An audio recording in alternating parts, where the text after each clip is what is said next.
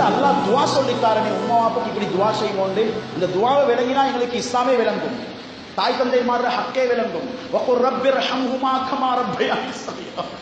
யா அல்லாஹ், என் உம்மா வாப்புவ அவர்கள் எப்படி என்னை சிறு வயதிலே கவனித்தார்களோ, என்னை ஆளாக்கினார்களோ, அது போன்று அவர்கள் பெரிய வயதிலே இருக்கின்றார்கள், தள்ளாடும் நிலையிலே இருக்கின்றார்கள். நீ அவங்களுக்கு இரக்கம் காட்டு ரஹ்மானே.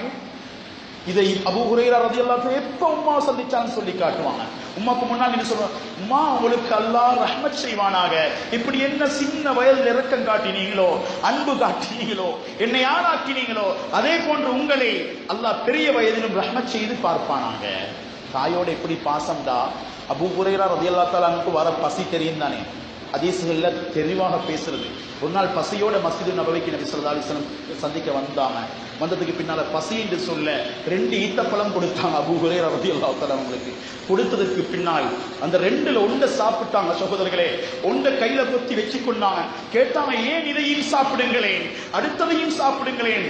சொன்னார்கள் ஸல்லல்லாஹு அலைஹி வஸல்லம் பார்த்து, யா ரசூலல்லாஹ், இது என் உம்மக்கு வச்சுக்கிறேன், நான் ஒன்றை சாப்பிட்டேன். 2 ஈத்தப்பழம் பசியில, எங்களுக்கு வர பசி அல்ல சகோதரர்களே, நாள் கணக்கில் பசியில் இருந்த அபூ ஹுரைராவுக்கு ஒரு ஈத்தப்பழம் கிடைத்தது. அடுத்த ஈத்தப்பழத்தை தன்னுடைய தாய்க்காக வைத்தார். நபி ஸல்லல்லாஹு அலைஹி வஸல்லம் சொன்னாங்க, நீங்க 2ஐயும் சாப்பிடுங்க, நான் உங்க உம்மக்கு 2 ஈத்தப்பழம் தருகிறேன் என்று சொன்னாங்க. இன்றைக்கு சொத்து பிரச்சனை தாயோட,